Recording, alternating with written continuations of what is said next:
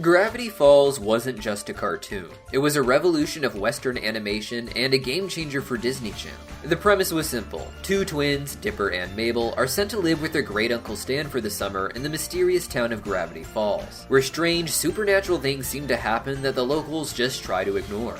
For Season 1, the show focused on Dipper and Mabel exploring random mysteries in the town that all seemed unconnected. Unconnected, except through the strange story being told to them through the mysterious journals they find in town, made by an ominous missing researcher trying to solve the town's mystery himself. Even without getting to what would become the show's main plot, Gravity Falls captured the minds of children and adults around the world, giving kids the entertainment they wanted and adults the entertainment they wish they had at that age. It wasn't just that the show was funny or even a bit spooky and edgy compared to previous Disney shows. The show tapped into something most children feel a strong connection to, the desire to uncover mysteries that adults seem to have written off as fables and urban legends. However, the show didn't just play with these themes. By the end of Season 1, the show would begin to try and give its own covert take on what the reality of spiritual and supernatural experiences really are, referencing real-life mythology, conspiracy theories, and even secret societies. And all of this really started with the introduction of Bill at the end of Season 1.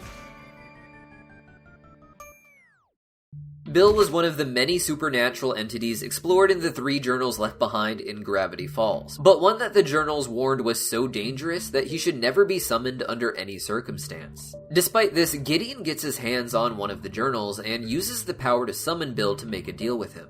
At this point, Bill seemed just like any other magical being in the world of Gravity Falls, but it quickly became clear that his plans were much bigger than any of the other little villains that we had met so far. When summoned by someone like Gideon, Bill's goal is to make a deal where he gives the person something specific, and in return gets the promise of a vague favor that he can call in at any time. In this episode, he promised to go into the mind of Grunkle Stan to find the code to his safe. This would allow Gideon to steal the deed to Grunkle Stan's land, and in return, Gideon is supposed to help Bill later, but the plan was ultimately unsuccessful. Answers about Bill wouldn't come until Season 2, when the show finally revealed the author of the journals, Grunkle Stan's twin brother, their great-uncle, Stanford. Our Grunkle Stan, Stan Lee, was revealed to be using his brother's identity while in Gravity Falls to cover up for the fact that he accidentally got his brother Ford lost in another dimension, thanks to the interdimensional portal that Ford had created. After years of trying to find his brother's journals and figure out how the machine works, our Grunkle Stan was able to bring his brother back, who was then able to fill in a lot of the details on Bill. Ford had traveled to Gravity Falls with a grant to study its strange supernatural phenomenon. At first, like with Dipper, the strange things happening all seemed unrelated outside of their supernatural origin. But when researching the ancient peoples that once lived there, Ford stumbles upon a cave mural that depicts Bill and contains an incantation to summon him. Ford recited this just to see what he would experience, but nothing happened until he fell asleep, when Bill would visit him in his dreams. Bill claimed to be a cosmic entity that chooses a human to help every 100 years, giving the implication to Ford that Bill is so powerful that he personally guided Ford to this mural to recite the incantation. Bill does have some gift of foresight and is able to see things like various character deaths and perhaps even his own entry into the 3rd dimension. But through the show and its books, it's explained that this particular incantation to summon Bill was to bring him back after he had been banished from the area by a shaman that once lived in Gravity Falls. According to the Book of Bill, this was done by the first human that he interacted with, a shaman in the Americas known as Modoc the Wise, in a time before civilizations had really developed and people were still on that smaller tribal scale. Bill guided Modoc similarly to Ford, telling him that by building a portal, he would get access to divine knowledge beyond what humans could understand at that point.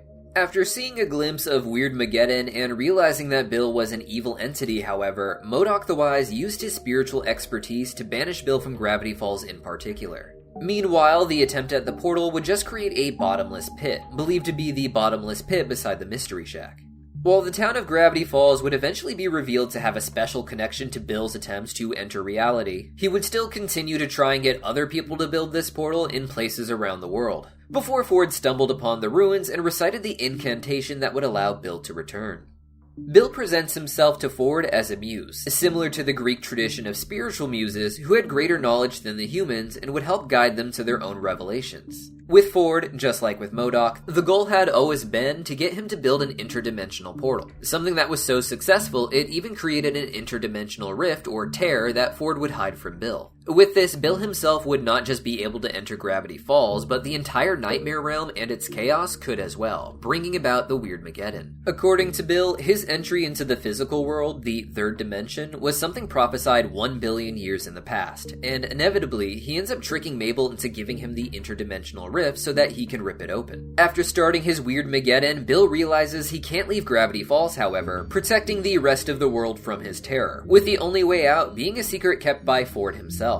With that in mind, the Stan twins are able to swap clothes and trick Bill into entering the mind of Stanley, thinking he is Stanford. This allows the real Stanford to use the memory gun on Stan Lee, leading to Bill dying as the memories of Stan are erased with him in them. This seemingly saved the world from Bill after technically fulfilling the prophecies about him. But in the years since the finale, we have learned a lot more about Bill from the release of the journals and the later book of Bill. This didn't just give us more details on the origins of Bill, but also what happened to him after the show. Now, in Weirdmageddon, Bill explains that he is from a two-dimensional reality separate from ours. He describes it as a flat world where the flat people had flat dreams. It would be a world where entities exist on a two-dimensional plane, only seeing and recognizing the outlines of each other. In this episode, Bill claims he liberated his dimension the same way he plans to liberate the third dimension with his Weirdmageddon. But when he says this, we can see fire in his eyes, and we can hear screams, clearly telling us that, like with Gravity Falls, this liberation is just destruction. These are not the only two dimensions that exist, however, and instead, all these different worlds are connected by Dimension 0, which is the Nightmare Realm. This is a place that lacks the order and rules that you can find in the other realities, with nightmares just being the chaos of the unconscious let loose.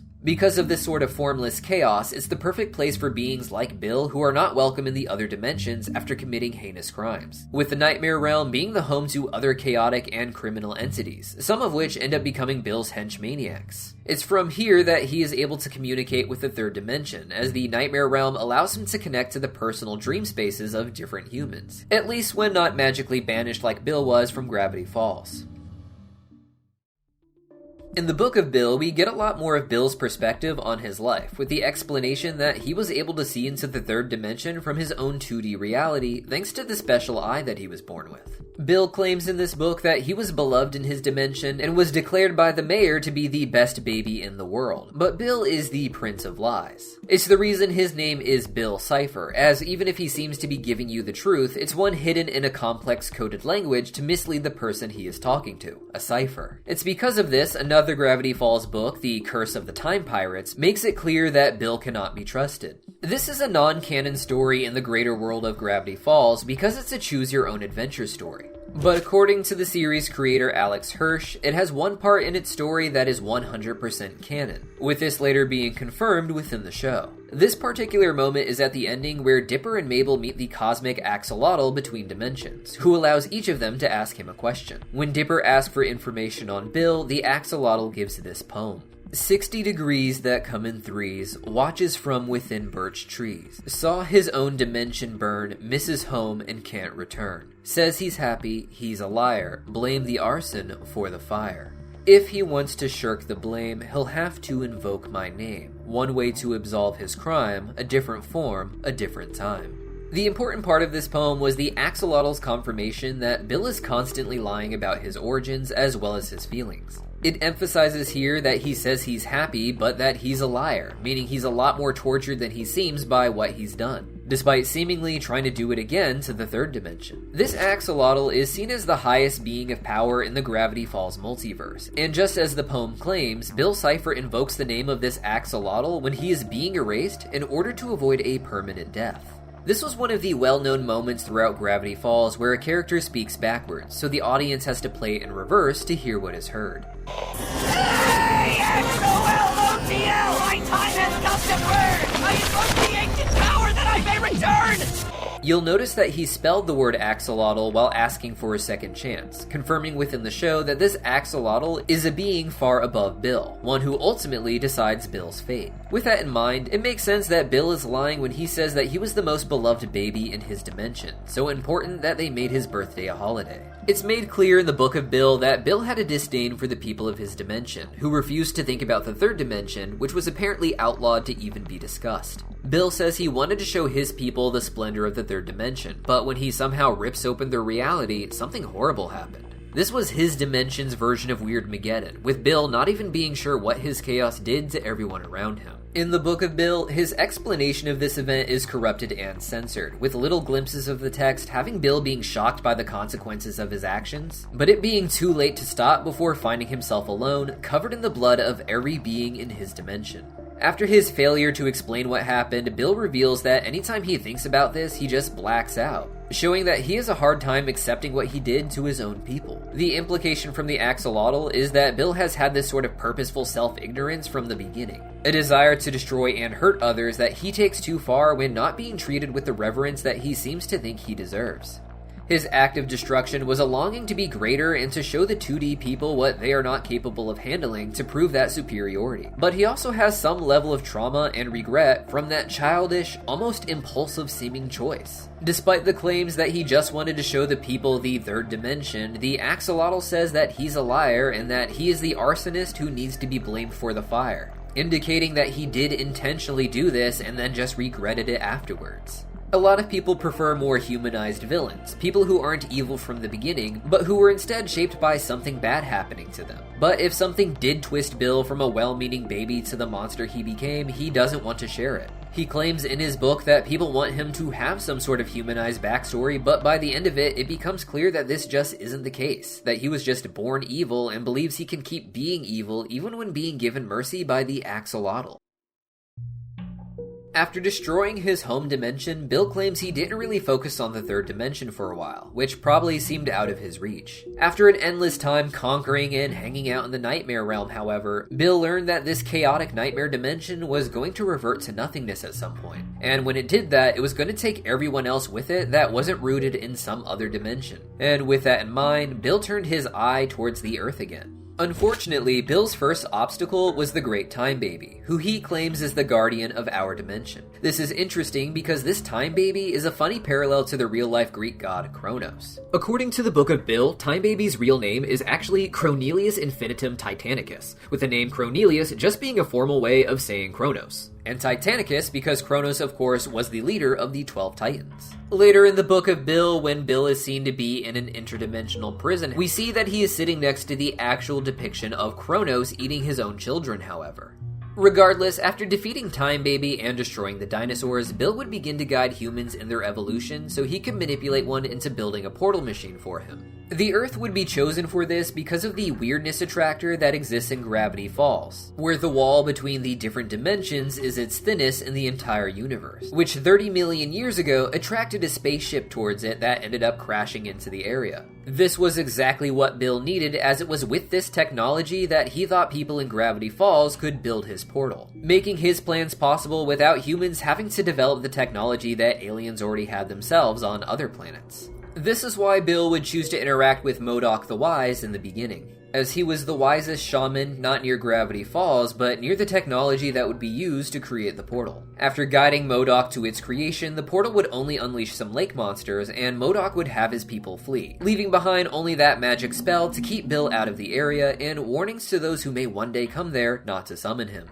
Additionally, they left the prophecy that he would be defeated and that certain symbols would bear witness to that defeat. But Bill didn't take that prophecy too seriously and began to try and find other places to open the portal. Now, according to the Book of Bill, he made contact with our most ancient cultures, including ones we think of as mythological, such as Atlantis. Bill actually managed to get the ancient Egyptians to also create a portal, but it only worked for a mere 10 minutes, with the only thing coming through the portal being a strange humanoid with a jackal head. To punish the Egyptians for their failure, Bill would begin haunting the people in charge to such a degree that they would eventually build the pyramids in order to worship him. According to Bill, the pyramids even once had top hats just like him and arms, but they ended up falling off over time, just like the nose of the real-life Sphinx. That would mean that Bill didn't just do this in ancient Egypt, but pretty much anywhere where pyramids are found all over the world, trying to convince anyone he can to make a portal, even though they didn't have access to the space technology in Gravity Falls. The fantastical idea that Egypt or other ancient cultures had some sort of portal technology is not unheard of, and it's a popular conspiracy theory that this kind of technology has been purposely suppressed by modern cultures who don't want us to know about our origins and our ability to travel beyond our limited planet.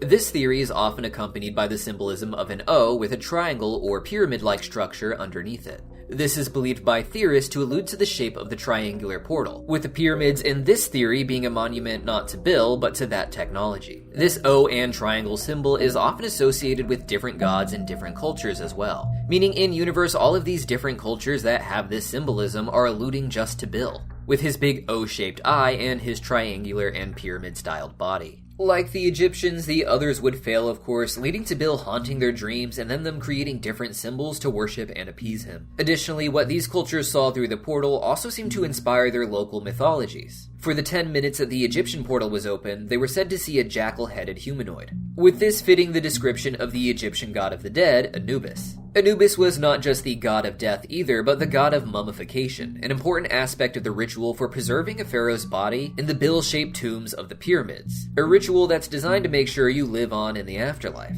The Egyptians seemed to believe that this figure that they would call Anubis and Bill were both from the same spiritual dimension that they thought of as an afterlife. Other cultures would see different things when they opened their own portals and develop local mythologies based on what passed through and what caused conflict. Some cultures would get dragons, others would get fairies, and others minotaurs, explaining the strange mythological creatures described all over the world. Bill also likely had to give his history to these people as he explained himself, and while he likely lied to them the way he would to Ford, he also likely gave some truths. I like to think that Bill himself convinced the Greeks that he is the god that they now call Zeus, as it was Zeus who was said to defeat the Titan Kronos in Greek mythology. Bill had said that the Time Baby was the guardian of the universe, and when asked about such an entity by humans, Bill could have explained that he had to overthrow this Cornelius Titanicus, so that he could assume the throne the same way Zeus does in the Greek myth. The Greeks would have adapted this to their mythology, and echoes of that story could also be found in myths all over the world then. Apparently, Bill's interference would be so big in the East that different cultures would develop superstitions that were meant to keep Bill's influence away from them, the folk rituals that we have for warding off spirits and such from our homes. Part of the reason these portals likely failed was because they weren't in Gravity Falls, which isn't just a weirdness attractor, but the thinnest point in reality where the other realities begin to spill in. According to the Book of Bill, Bill had the power of Cipher voyance. Since free will exists and realities are constantly splitting off, there is no way to know exactly what will happen until it becomes inevitable. Nothing is inevitable from the beginning of time, but with enough guidance, it does become possible and then eventually inevitable. Bill had an interest in the third dimension for trillions of years, but he explains in the show that this invasion of the Earth was prophesied just 1 billion years ago, likely the time when, for whatever reason, the area of Gravity Falls began to weaken the barrier between the dimensions. This event happening was what made Bill know that he would get into the third dimension at some point, but he still had to navigate all the potential timelines to get there. He can already see different outcomes for characters like Ford dying at 91 because of a heart attack, but he also talks about keeping around people like our main characters because of how useful they might be in the future, showing that he is seeing multiple timelines and possibilities, and he does know that he can change things. The location was so important to Bill that even after being banished there by MODOK the Great, he seemed to manipulate it so that people would eventually return there, allowing for humans to come in and eventually set him free. This had to start with getting people to move out of Europe and into the Americas, where Bill became the secret ruler of the American government. According to the Book of Bill, he did this by providing secrets to George Washington that would help him defeat the British. However, Washington and the other figureheads of America were not happy with Bill's plans, which were more about anarchy than actual freedom, so they changed their minds about building his portal apparently, though other accounts say they did get the portal started and that it sank into a river. Regardless of what actually happened, Bill would go on to haunt Washington until he eventually put the image of Bill on the US dollar, explaining why in real life we have this pyramid with an eye at the very top on our money. It is the founding of America that would eventually lead to the founding of Gravity Falls, with the founding implied to be tied heavily to Bill Cipher, and interestingly, back to George Washington thanks to the Third Journal. The founding of Gravity Falls in the show is its own conspiracy, with episode 8 of season 1 first giving us the explanation that the town was founded by the Northwest family, the town snobs. In that same episode, it was revealed that Nathaniel Northwest actually stole the credit for the founding of the town, but the exact reasons for this are not explored in the show, other than the family's own greed, of course. The author of the journals, Stanford, wasn't quite able to piece together what had happened himself, but in the journal he did leave a massive clue. The point of the journals is that they aren't just text, but also images, specifically focused on what Ford is seeing as he investigates. He doesn't just draw the monsters when talking about them, but also their surroundings, things related to what they did, and things he saw while investigating that he needs to remember. This is important because in Journal 3, when talking about the unsolvable mystery of the Northwest family's sneaky takeover of Gravity Falls, he mysteriously drew a logo for the secret society, the Freemasons. This was not mentioned in the book itself as far as I know, or in the show, and that was likely on purpose, as putting that into children's media may be seen as a bit controversial, especially when it's about the conspiracy surrounding it. By leaving the image in the book, Alex Hirsch gave the implication, however, that the Northwest family, or at least some of their ancestors, were initiates into Freemasonry.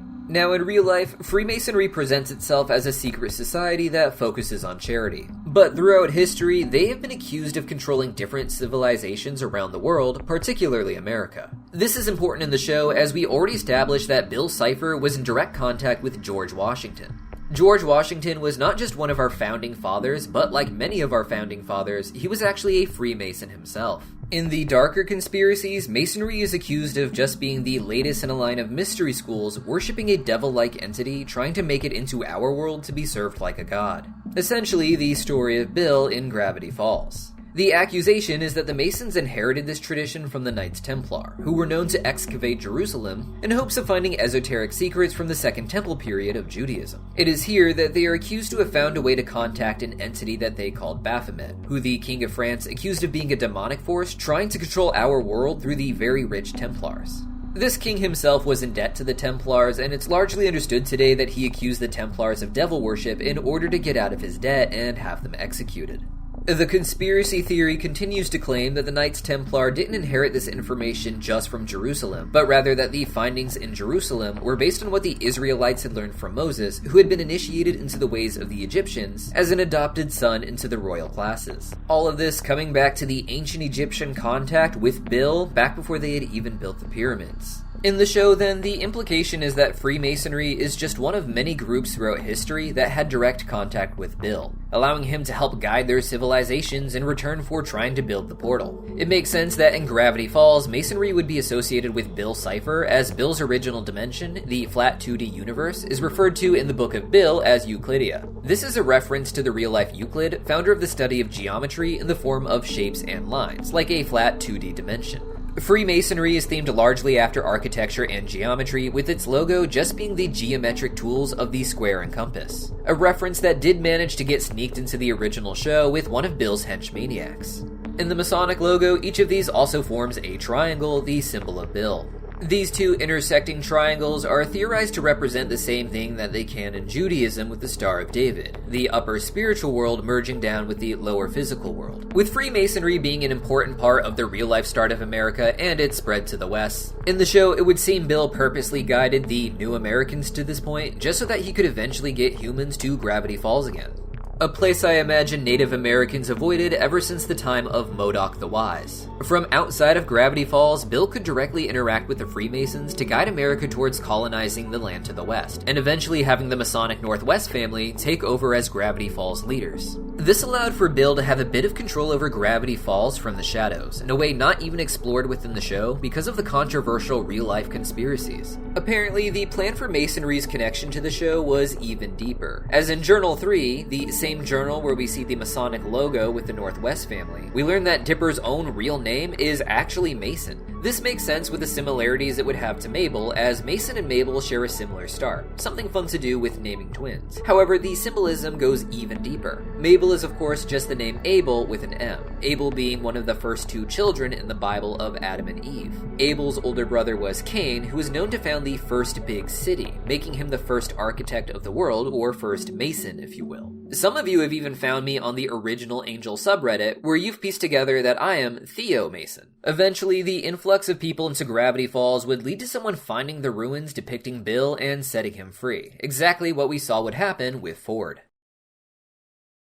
Now, after Ford set Bill free, he did eventually make it to Gravity Falls and start his weird Mageddon, but as prophesied, the proper symbols had aligned to witness Bill's defeat. What was interesting about this was that the prophecy specifically said that they would witness Bill's defeat and not necessarily cause it in the magical way that a lot of fans were expecting, or even the characters in the show. This looked like it was about to happen when Ford drew the symbols of the Zodiac that were predicted to one day witness Bill's defeat, with each of its appropriate characters taking their spot. But it was the disharmony between two of the symbols in that chain that led to this magic not working. Instead, the true nature of the prophecy was how those two pieces would link back up again. It is through the Grunkle stands and largely their arguments that Bill has gotten as far as he did into the world. And it is only by those two uniting that they are finally able to contain him again. At this point in the story, Bill was trapped within Gravity Falls due to the weird bubble that exists around it containing all of its weirdness. The only person who had the answer for how Bill might escape this was Ford, with the information being locked inside of his head, which is guarded by a special metal plate. Together, they had the idea that they could lure Bill into the mind of Stanford and then erase his memories using the memory ray gun. But with that metal plate in his head, the only way for this plan to work would be for the two of them to swap clothes so that Bill is tricked instead into going into the mind of Stan Lee. From here, Stanford is able to do what he needs to be done and erase his brother's memories, wiping out Bill's Cipher with him.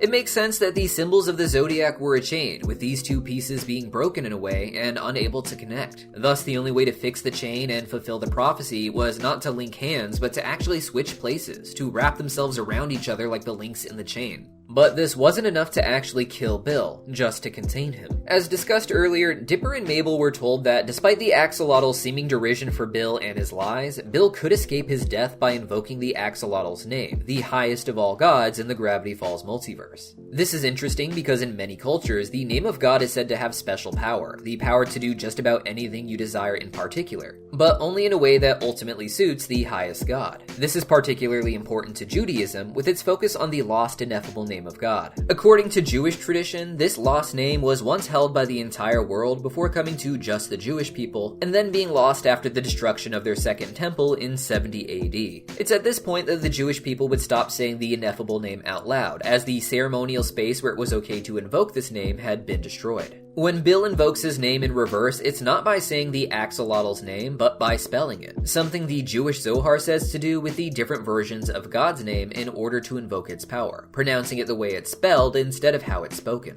In doing this, you invoke the power of God to do what you want, but at the price of what God wants for the future. In this case, it allowed Bill to be able to exist maybe in another time and another form, as the Axolotl said in his poem to Dipper and Mabel. But why would the Axolotl allow this? The Axolotl appears to be the most omniscient force, seeing the outcomes far beyond what Bill is able to see with his Cipher voyance. With that sort of multi-timeline prophecy, ironically being one of the gifts that the name of God is said to bestow upon those who invoke it. While life existed elsewhere in the universe with aliens, such as proven by the crashed ship into Gravity Falls, Bill's influence on the Earth changed it from a land of roaming, wild, monstrous dinosaurs to a place filled with intellectual humans who can begin to communicate with higher celestial beings. If the Axolotl can see ahead and manipulate events, it seems like he would want to get rid of Bill as early as possible, before he destroyed the dinosaurs or his own dimension even. But if the Axolotl can see the potential of all realities, he also saw what humans could be with the guidance of Bill. He basically saw what humans could one day become, but only if Bill was there to actually make sure that they existed and guided their evolution. It's because of Bill that humans are able to interact with spiritual entities like him, and perhaps the reason that Dipper and Mabel were able to meet the Axolotl themselves in the Gravity Falls Choose Your Own Adventure book. To put it simply, to stop himself from interfering with the free will of other beings, the Axolotl simply lets other people accumulate a negative debt doing this work for him.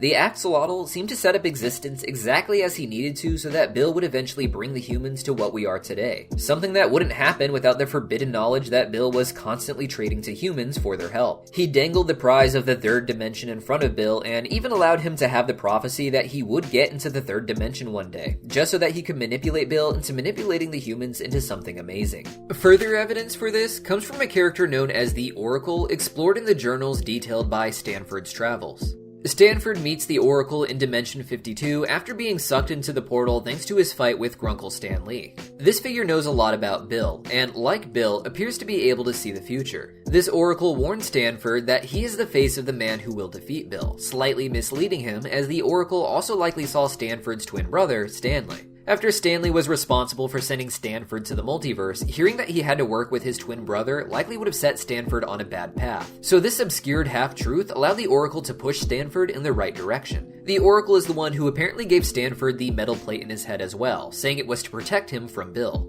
In reality, this seems to have purposely made it so that Stanford himself couldn't be the one to make the sacrifice to have his memories erased. This would force him to work with Stan Lee, being what repairs their relationship and what causes them to work together instead of continuing to fight.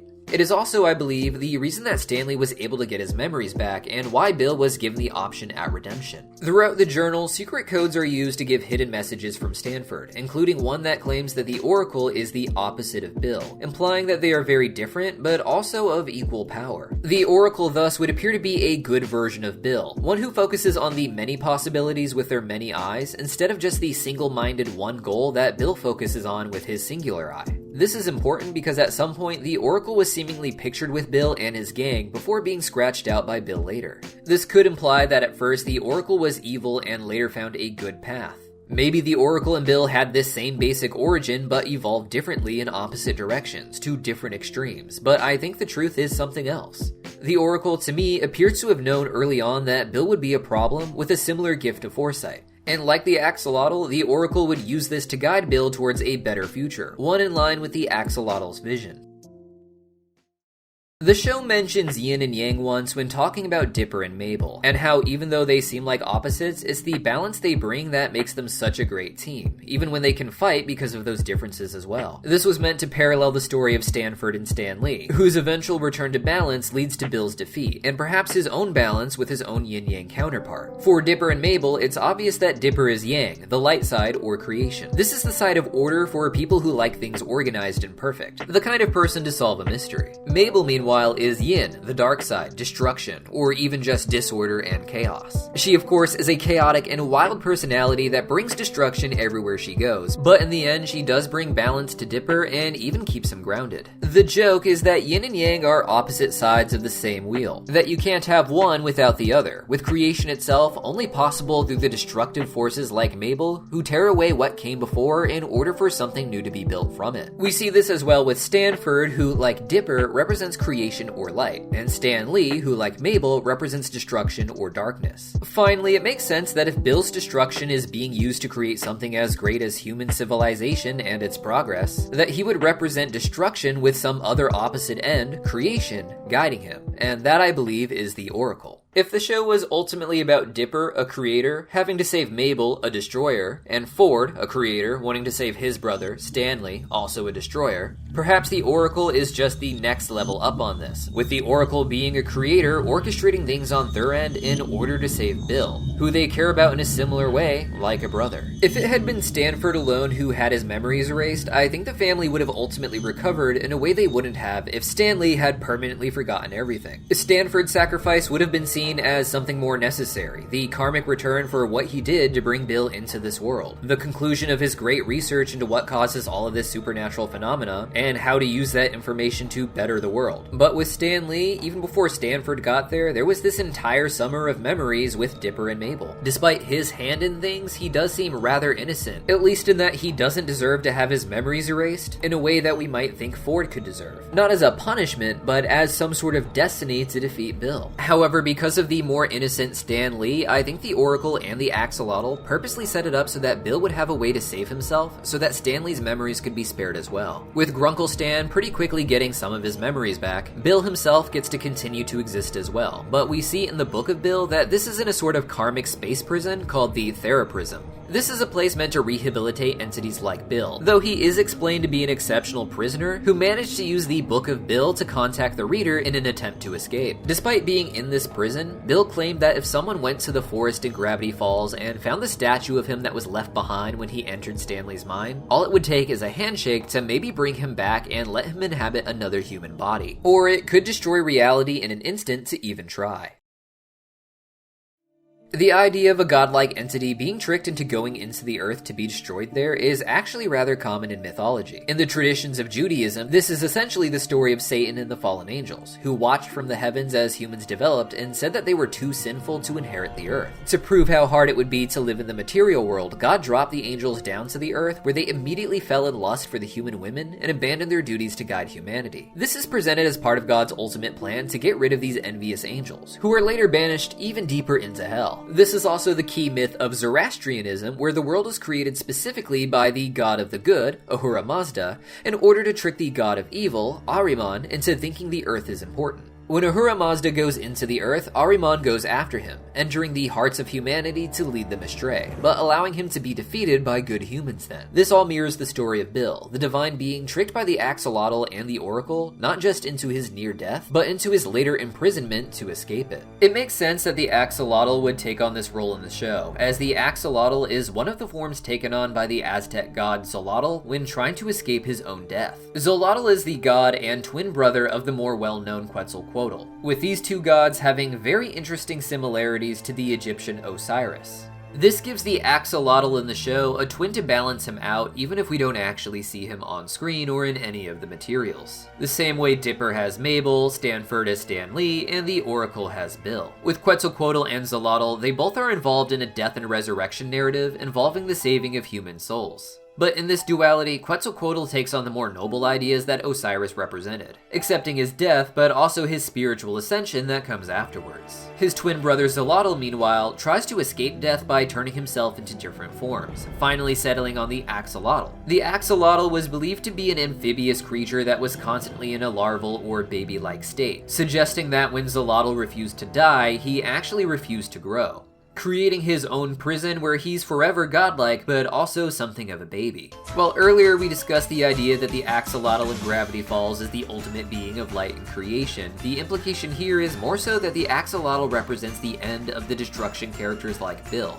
who Bill can become after facing enough punishments to reform them. This is why Bill can invoke the name of the Axolotl in order to save himself in the series finale. Not because the Axolotl was some ultimate good giving him another chance, but perhaps it's instead because this is what the Axolotl had done himself to escape death in the past, with his own brother Quetzalcoatl representing creation and having ascended beyond this reality already.